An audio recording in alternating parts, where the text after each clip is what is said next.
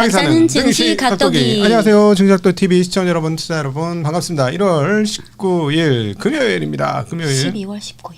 아 그렇습니까? 난 벌써 26년 간 줄 알았네. 죄송합니다. 12월 19일 금요일. 네. 증시 각도기 중국 마감으로 찾아온 각도기 곽산준입니다. 안녕하세요. 진링입니다. 네, 반갑습니다. 자, 주중에 주 초반 절반은 상당히 어렵다가 미국도 그렇고 전 세계 증시가 좀 애매하다가 주중반 이후로 조금씩 회복하는 모습 보여줬고 어젠 미국은 좋았는데 한국은 그냥 생각보다는 그저 그랬어요. 네. 왜냐하면 오늘 메모리 가격이 이제 주였거든 미국에서는.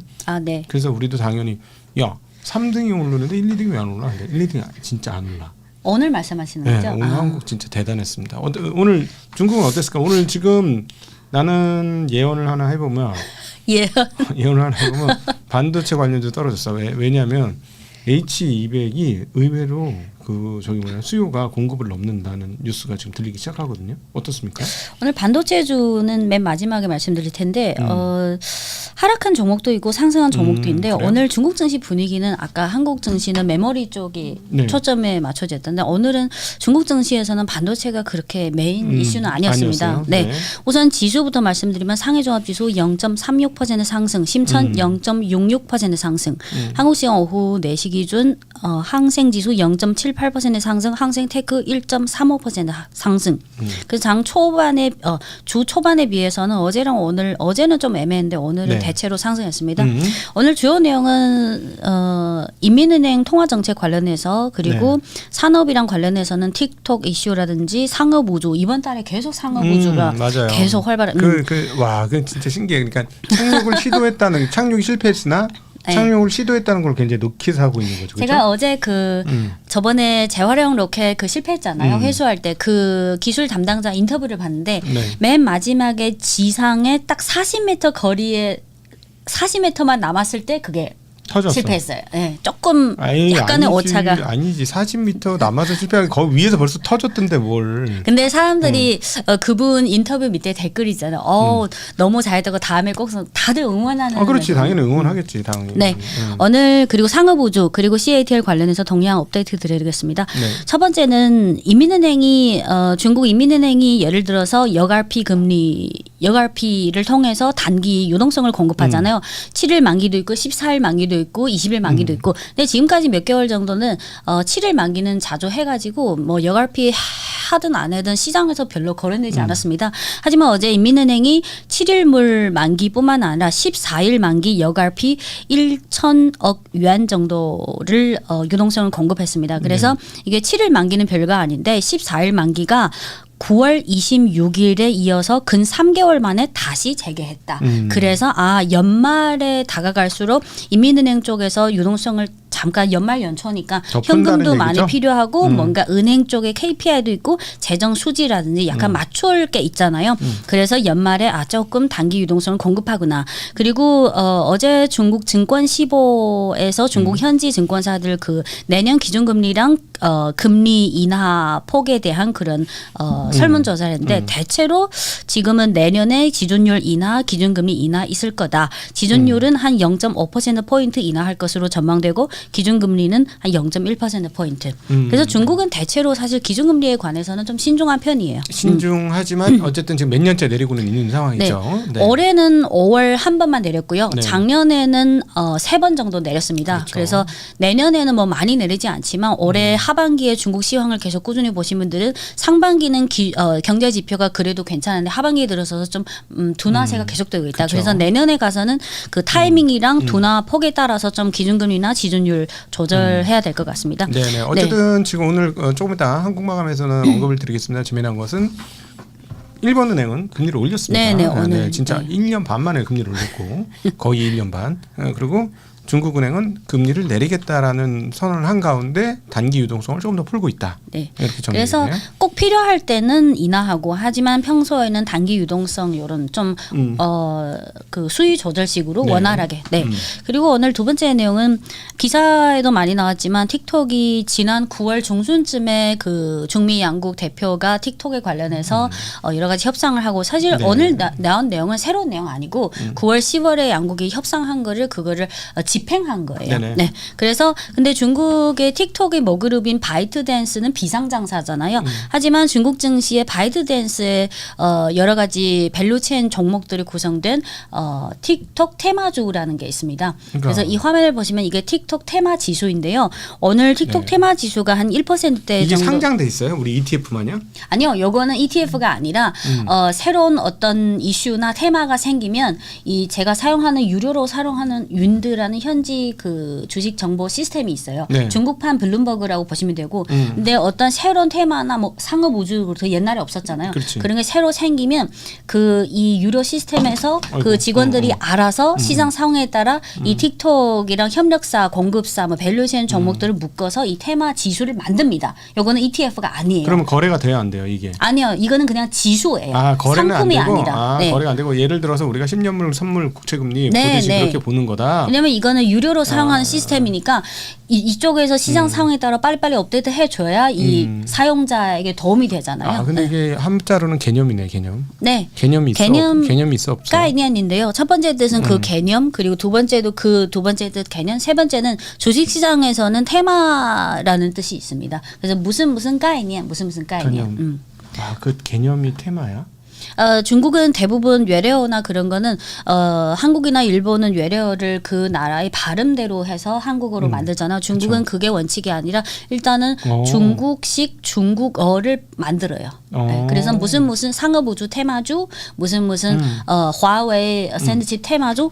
그래서 오늘은 틱톡 테마 지수가 1% 상승했고 그 중에 종목 3개만 볼게요. 이 테마 네. 지수에 들어있는 예를 들어서 서버 종목인 낭조 정보. 요거는 화웨이에도 납품하죠. 이거는 이제 거래가 되는 거예요. 네네, 요거는 종목이고, 네네. 낭조 정보 000977은 오늘 0.6% 소폭 상승했고, 이어서 광 모듈 종목인 광신과기 002281 오늘 0.5% 상승. 사실 네. 이런 종목들이 장 초반에는 1% 상승했는데 장 막판에 상승폭이 좀 축소됐습니다. 그리고 바이트댄스랑 소프트웨어 쪽으로 협력하는 연통 동력 301236은 오늘 1% 상승했습니다. 네. 오늘 그래프는 오전장 마감 또는 오후장 초반에 캡처한 네. 겁니다.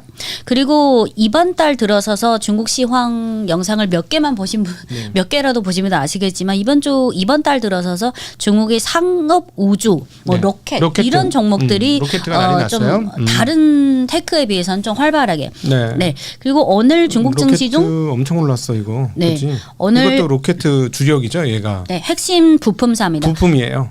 네. 오늘 네? 우리 한국은 이제 막 우리 국산인데 거기는 달나라도 갔죠. 네, 달나라 아니 그 달 뒷면에 있는 토양 채취에 성공했어요. 그러니까 네, 인류 역사상 처음으로.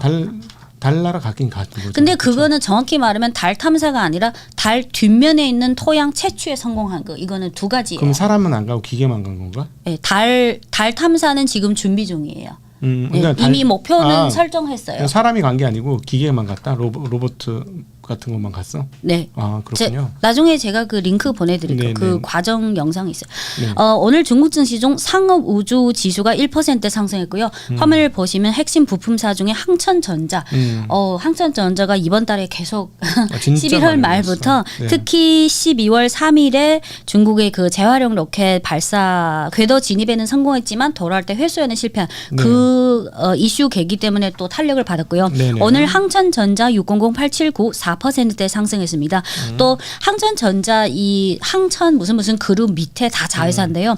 같은 그룹 안에 자회사 항천동력 600343은 오늘 5%대 상승했고 또 중국 위성 600118 중국 위성이라는 종목은 오늘 4% 상승했습니다. 네네. 오늘 재활용 로켓이나 뭐 방산이나 상업 우주 특히 상업 우주 관련해서 대체로 4에서 5% 상승한 종목이 많았습니다.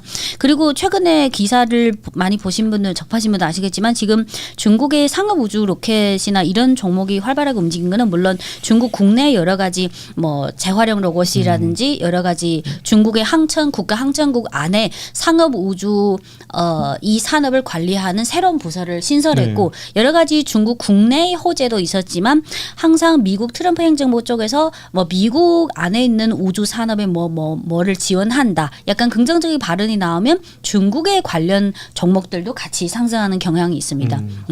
그리고 이어서 오늘 CATL 그리고 중국의 그 상업우주 관련해서 10월 말에 사종 전회 때 15차 5개년 계획 네. 나왔잖아요. 거기에 처음으로 5개년 계획에는 우주 강국이라는 요 네 글자. 예전에도 비슷한 표현이 있지만 이번에는 정확히 우주 강국 요 네 글자가 딱 찍혔습니다. 그래서 네. 이게 커요.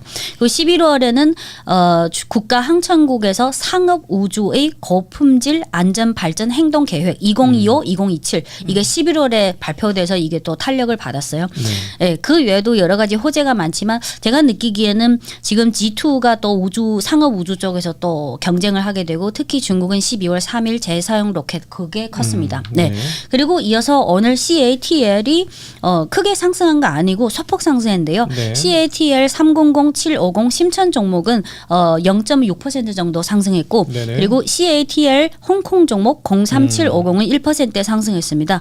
오늘 상승폭이 크지 않은데 어제부터 오늘까지 좀 그래도 좀 긍정적인 뉴스를 취합하면 세 가지. 첫 번째는 포드랑 CATL이 드디어 그 예전부터 계속해서 이슈가 이제 확정됐잖아요. 한국 업체랑 그 공급 계약 취소하고 CATL은 협력키로 했다.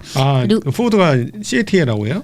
네. 오늘 한국 기사 엊그저께는 우리 저기하고 엔솔하고는 네. 26년 이후 네. 계약했던 한 건을 네, 그게 취소한 네. 그 대신 CATL이랑 협력하기로 했다고 그 기사에도 나왔습니다. 그리고 요거는 전기차용 배터리고 또 하나 그 중국 쪽이나 영어로 기사 검색해 보면 사실 포드가 상황이 좋지 않아요, 이 회사가. 근데 전기차 배터리도 필요하고 그다음에 포드가 앞으로 미국 안에서 ESS 사업도 좀 해보겠다. 그래서 그 ESS 관련해서 미국에 20억 달러를 투자할 계획이고 그것 때문에 따로 별도로 CATL이랑 탄산 리튬 배터리 요거 협의를 해서 2027년부터 ESS용 배터리를 CATL로부터 공급받기로 이렇게 협의했다는 그렇군요. 기사가 나왔습니다. 네네. 그리고 두 번째는 화면을 보시면 다음 그림이 휴머노이드 로봇이 나오는 그림이 나오는데요. 네. 요거는 그렇게 큰 이슈는 아닌데 CATL이 그 전기차용 배터리 팩 생산 라인에 최초로 휴머노이드 로봇을 적용하기 시작했습니다. 네. 요거는 CATL이 중국에 많은 공장인데 요거는 허난성에 있는 공장에 요 테스트 방식으로 지금 투입하기 시작했습니다. 휴머노이드형 로봇인데? 네. 이것은? 네, 이거는 요거는 로봇 팔에 가까운데 거의 보니까. 네. 네. 요 기지에 투입된 로봇은 그 휴머노이드 로봇 기업 스피리드 AI라는 중문명은 치엔슌智能이라는 그 스타트업이 개발한 xiaomo라는 요 로봇 이름이 xiaomo입니다. 네. 그래서 요거를 시작으로 해서 어느 정도 테스트해보고 지금은 아직은 뭐 대규모는 아니고요. 근데 어쨌든 배터리 회사가 이 휴머노이드 로봇을 적용한 요거를 새로 근데 이거는 시도하고 있다. 휴머노이드처럼 보이게 만든 로봇인 게 조금 더 가깝긴 하다. 근데 아마 제 생각에 이게 시작이라서 그렇지. 일단은 시도해보고. 근데 이게 이건 내가 보니까는 이게 아주 저는 오히려 이런 게 네. 가는 과정에서 더 현실적인 것 같아요. 왜냐하면 로봇 많이 그 제조 공정에서는 엄청 많이 쓰이잖아. 네. 우리 한국 같은 경우는 전 세계에서 로봇을 제일 많이 쓰거든요. 근데 그 로봇이라는 게 대부분 로봇팔 같은 거야. 막 이렇게 네. 용접기계 팍 하고 이거 위험하니까 사람 하면 너무 위험하니까 이런 걸 하는 건데 이것도 사실은 뭐 따지고 보면 로봇팔인 거잖아요. 보면은 네. 몸뚱아리는 근데 만들긴 만들었는데 요 초기에 쓰는 로봇은 뭘 하냐면 그 배터리 커넥터 삽입하거나 또는 몇몇 좀 간단한 여기 기사에서는 복잡한 작업이라고 표현했는데 딱 지정된 몇 가지 복잡한 작업을 정확하게 수행할 수 있다. 뒤에 보니까 선을 보니까 유압으로 되어 있는 것 같고 그러니까 우리 현재 쓰고 있는 로봇에 약간 모양새만 휴머노이드처럼 사람 모양으로 만들긴 한 것 같은데 근데 어쨌든 이게 가장 뭐 휴머노이드의 실전 사용의 초기 모델이 될 수 있겠다. 네. 그리고 왜냐면 이게 12월 18일에 나온 거라서 지금 이제 일정 기간이 지나야지 어느 정도 생산 효율성 향상 여부 그런 게 검증 결과가 나오잖아요.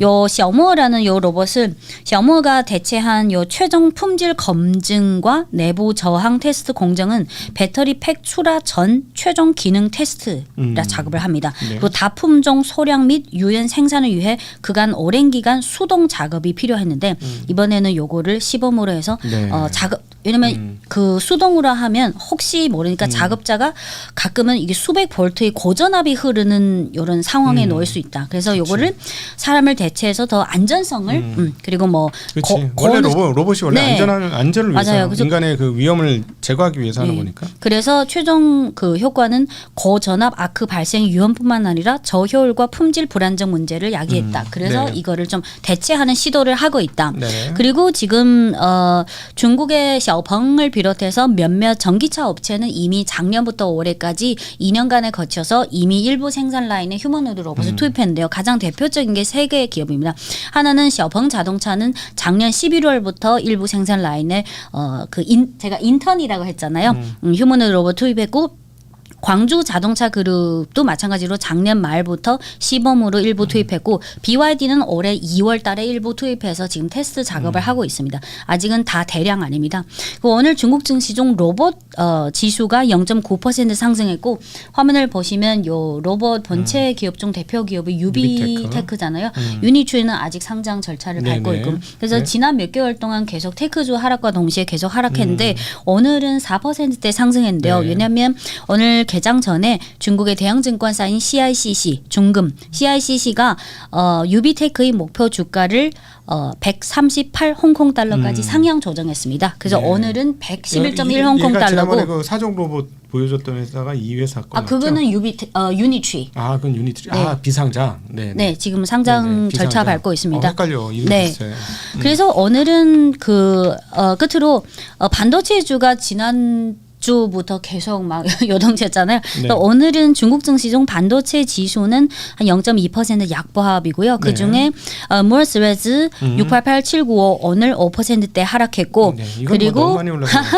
그리고 메타X 688-802는 오늘 9%대 하락했습니다. 그렇지. 얘도 너무 많이 올랐어. 그죠? 그리고 그 외 캠블리컨 1% 하락. 근데 해광정보는 1%대 상승했고요. 그리고 SMIC 홍콩 종목 0.8% 상승했고 상해 과창반 종목 0.7% 상승, 소폭 상승했고 화홍 반도체 홍콩 종목 1% 상승, 화홍 반도체 상해 과창 종목 강보합, 그리고 장비 업체인 북방 화창은 1% 상승. 하지만 그 장비 업체 중 2위인 중미 반도체 설비는 오늘부터 거래 정지인데요.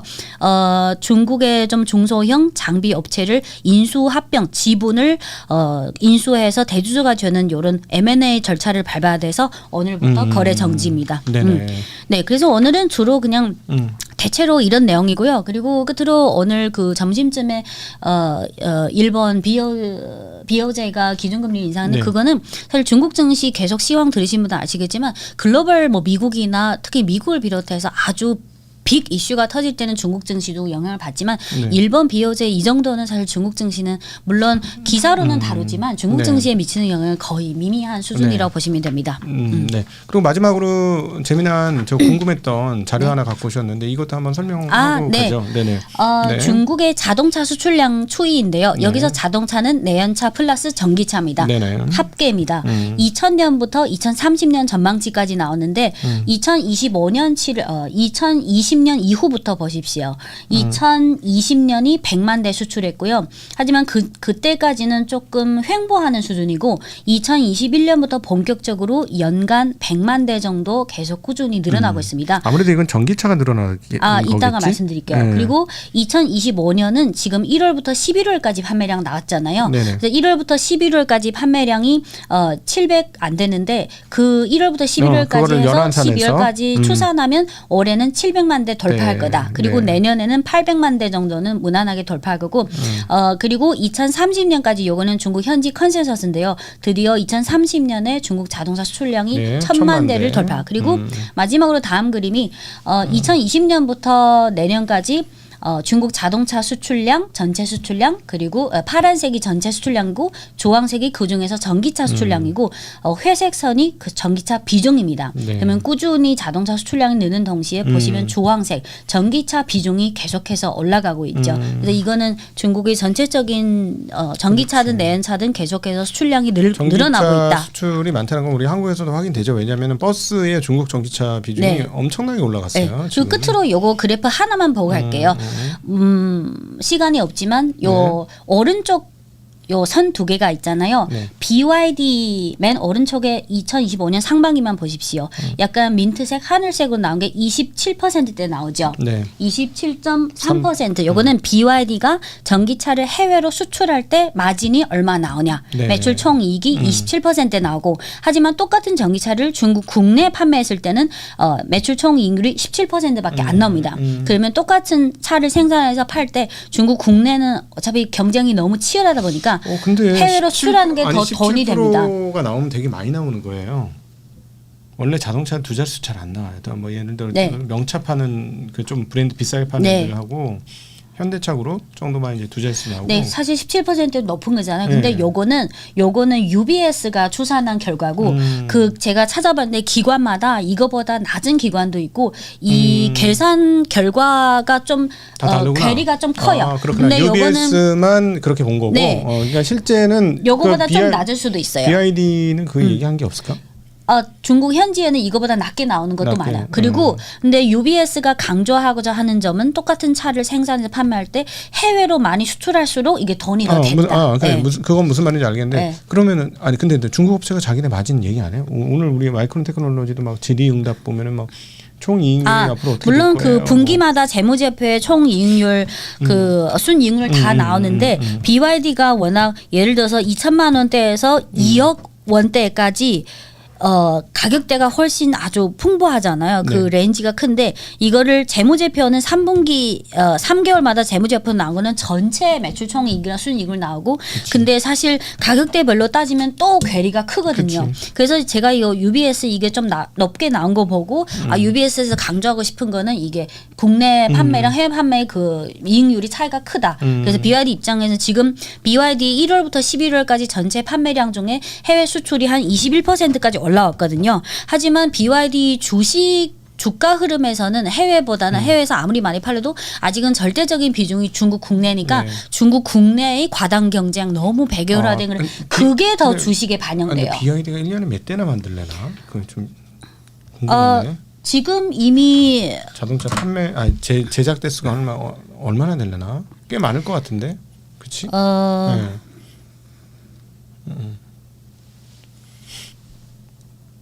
지금 그것만 말씀드릴게요. 마침 오늘 다른 분이 물어보세요. 1월부터 11월까지 누적 기준으로 네. 중국 전기차 중 해외 수출에서 랭킹을 매기면 지르의 자동차가 119.9만 대 수출했고 제일 많이 수출했고요. 그 여기 다 내연차 전기차 다 합산이에요. BYD는 92.1만 대. 2위고 3위가 상해 자동차 그룹 86.2만 대, 4위부터 6위까지가 장안 자동차, 길리 자동차, 장성 자동차. 그래서 이게 전기차하고 내연차하고 합친 거예요. 합친 거예요. 근데 BYD는 전기차밖에 없어요. 이미 몇 년 전부터 내연차 생산을 중단했기 때문에. 근데 다른 업체는 내연차 플러스 전기차 합산. 네. 그리고 BYD의 그 92.1만 대가 전체 판매량이 한 20%대예요. 그래서 네네. 이제는 중국 전기차 업체들이 중국 국내 전기차 침투율이 이미 60%잖아요. 네. 근데 중국은 지금 작년, 올해, 내년에는 판매량 증가율이 대체로 한 30% 안정적인 성장을 유지하는데 이것도 유지하는 동시에 해외 수출을 더 많이 해야 재무제표가 더 개선이 된다. 네네. 네. 그리고 올해 2025년 BYD 1월부터 11월까지 아까 수출량은 90만 대라고 했잖아요. 네. 전체 판매량은 418.2만 대. 그래서 올해는 12월까지 합치면 한 500만 대 정도 돌파할 수 있습니다. 네. 네. 자, 오늘 이제 한 주간 시장이 등락이 좀 있었습니다. 그런데 뭐 주말 쪽에서는 조금 회복되는 걸 글로벌적으로 보여주었는데요. 좀 편안하게 주말을 보내셨으면 좋겠습니다. 지난 주말부터 아주 시장이 훅 빠져가지고 난리였었어요. 그죠? 네. 한 주간 막 가슴 콩닥콩닥 하신 분들 많으셨을 텐데 이럴 때일수록 내가 투자하는 기업이 어떤 기업인지를 조금 더 자세히 보시는 게 필요하지 않을까 싶습니다. 자, 네.